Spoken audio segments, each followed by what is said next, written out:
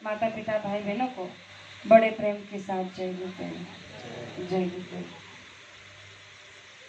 प्रेमियों, आज के दिन के बारे में जितना भी कहें तो शब्दों में कमी हो सकता है, क्योंकि आज का पावन पर्व हमारे आपके लिए किसी तीज त्योहार से कम नहीं है।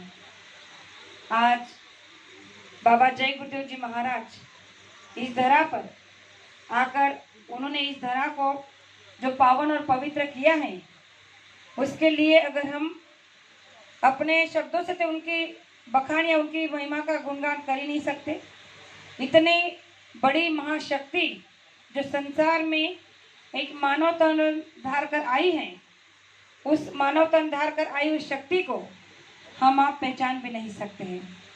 लेकिन मैं इस क्षेत्र का बहुत बहुत धन्यवाद करना चाहती हूँ कि बड़े परम सौभाग्यशाली है यहाँ के सभी क्षेत्रों के प्रेमी, जो गुरु महाराज आपके छोटे छोटे गाँव में, आपके छोटे छोटे घरों में आकर आपके उनके चरण स्पर्श लगाकर आपकी इस धरती को पावन और पवित्र किया है। प्रेमियों, ऐसा मौका बहुत कम लोगों को मिलता है। गुरु महाराज हमेशा एक छोटा सा वाकया बताया करते थे कि जिस धरती पर संत महात्मा बैठ जाते हैं, रुक जाते हैं या चल जाते हैं, तो वो धरती पवित्र और पावन हो जाती है। तो ऐसा एक बार का उन्होंने एक वाकया बताया था कि एक बार भगवान विष्णु और उनकी पत्नी ऐसे ही भ्रमण करते हुए जा रहे थे और अचानक भगवान विष्णु एक जगह पर रुक गए मृत्युलोक में, और उस धरती पर उन्होंने सर को रखकर नमन किया, नमस्कार किया। तो माता लक्ष्मी कहने लगी कि ऐसा इस धरती पर क्या है, अभी तो ये खाली जमीन पड़ी है जगह, लेकिन आपने इस धरती को नतमस्तक क्यों किया? तो उस समय भगवान विष्णु ने कहा कि आपको पता नहीं है देवी, कुछ वर्षों पहले यहाँ पर एक महात्मा ने कुछ समय के लिए रुककर सत्संग किया था और इसलिए जगह बड़ी पवित्र और पावन हो चुकी है।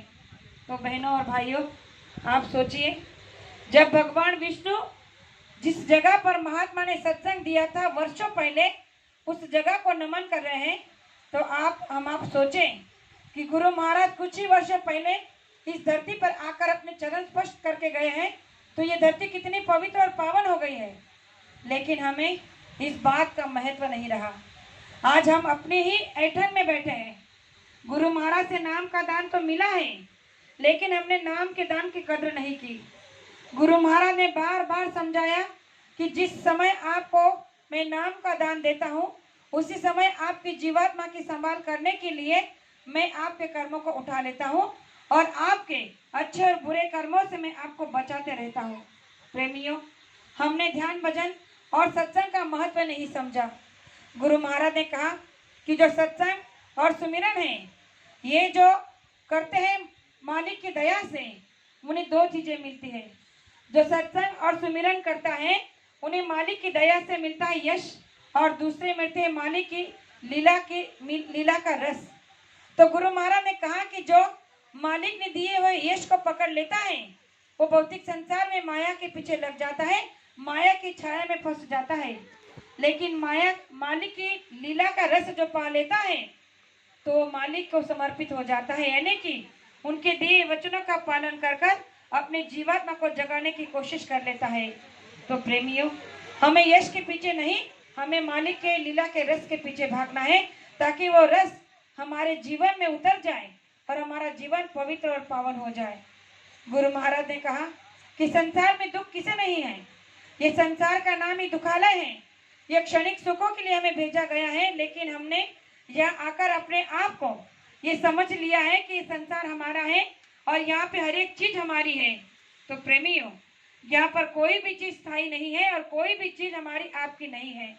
तो गुरु महाराज ने कहा, जब ये शरीर आपका नहीं, इसके अंदर चल रही सांसें आपकी नहीं, तो आपने ये कैसे समझ लिया कि ये संसार आपका है?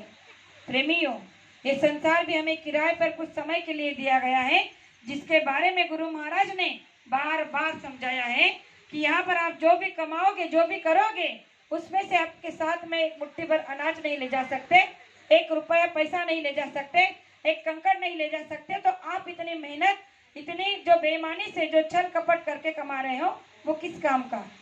जो साथ में आने वाला नहीं उसके लिए दिन रात मेहनत कर रहे हो, वो मेहनत किस काम की?